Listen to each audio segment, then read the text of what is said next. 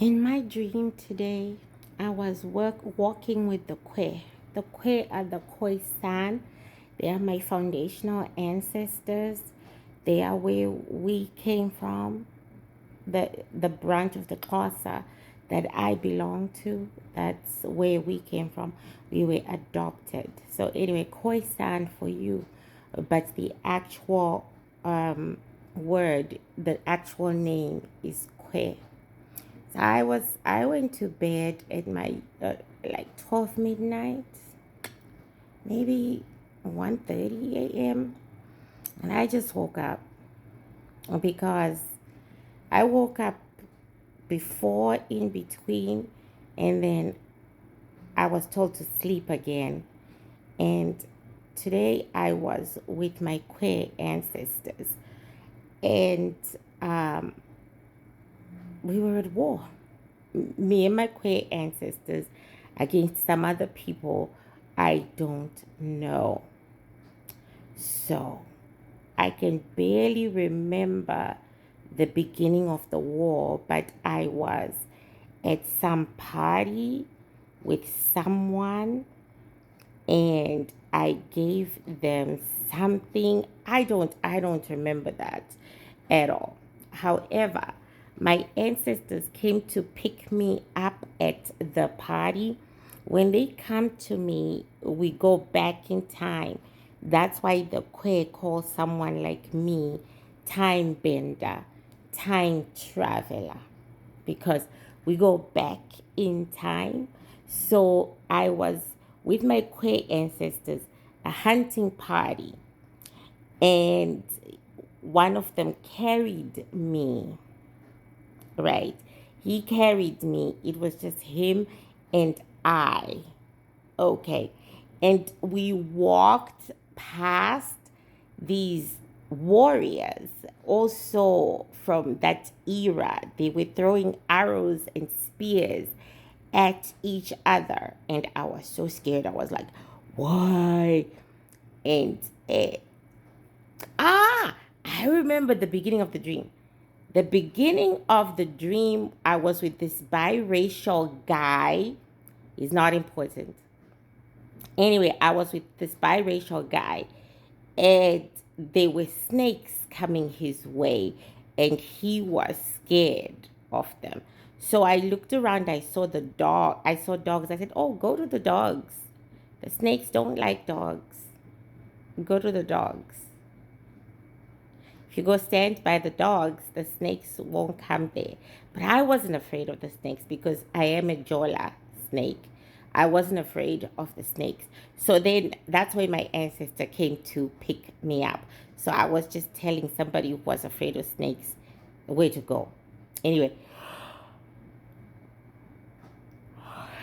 Anyway, I'm with my ancestor. He's carrying me on his back, and we are going, and we are on a road, and on both sides of the road, there are people fighting, and they are firing arrows and spears at each other. I'm thinking, this is not good, Grandpa. He was young, though. They always come to me at the age where they were at. So I was like, this is not good. I mean, we're gonna be slaughtered. And he didn't say anything. And there were snakes all over now, just slithering about. But again, you know.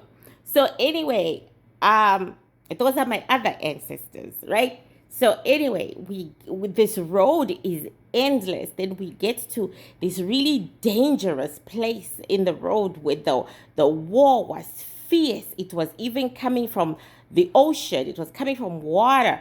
People had boats from the water and they were coming. And I was like, oh my God, we're not gonna make it. We're gonna die. We're gonna die.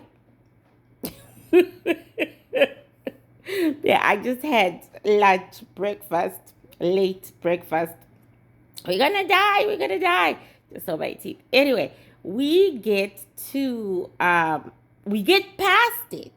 We get past the arrows and the spears, and we keep going and we keep going, and then we get to this gate, and then we stop at this gate because there are people at that gate.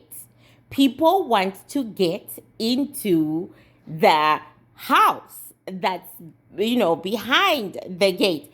And they've been trying to break the gate, and failing. And then I look up, like I could see the woman sitting in her glass encased house. It's my cousin, my maternal cousin, Florence. She hasn't spoken to me for about 15 years. I don't know. Yeah. Anyway, she is in that room, in that house, the glass house, and she has a baby in that glass house, holding a baby, and people are trying to get to her. So I'm thinking, oh, you're all running away from the war because you want to get to her to be safe, right? That's what I'm thinking. Logic. Anyway, my ancestor, he just grabbed the bits of the gate and he started breaking the bits of the gate down. And people were so excited. He just grabbed enough and broke enough of the gate for people to rush in. And so did I. I was thinking, we're going to be safe now. And then my ancestor then went to you had to climb the stairs to get to the door where my cousin was sitting with her baby and another person, right? So then we get there and my ancestor broke the door too in pieces, like taking the wood off the door in pieces. Then he made a hole that was big enough. So I said, hey, Florence. Like, I'm thinking we are going in there to be safe, right? I said, oh, Florence, thank God we made it. So she said, where do you think you're going? I said, to your house. We need to be safe. I need to be sitting in your couch in that glass house of absolute safety. So I then I woke up, right?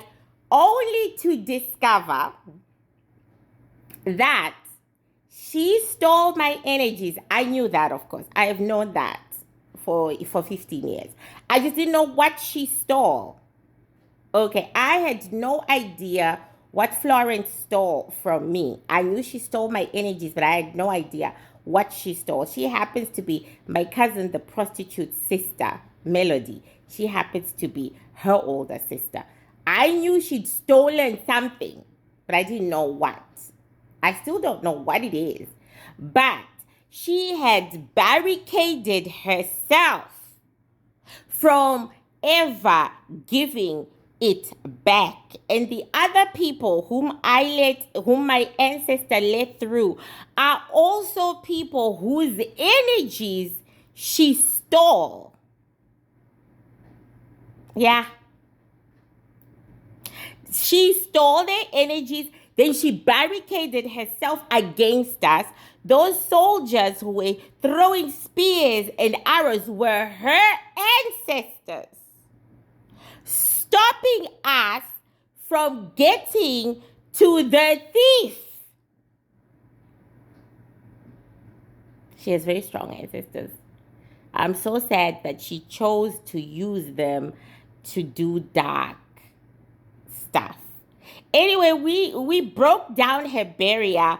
We got our shit back. So now I can add that. I still don't know what energies she stole, but they have something to do with marriage. Yeah, they have something to do with marriage. And she couldn't have kids. She is barren. So the baby she was holding is a metaphysical baby. Yeah, she uses the baby for evil, in other words. Yeah.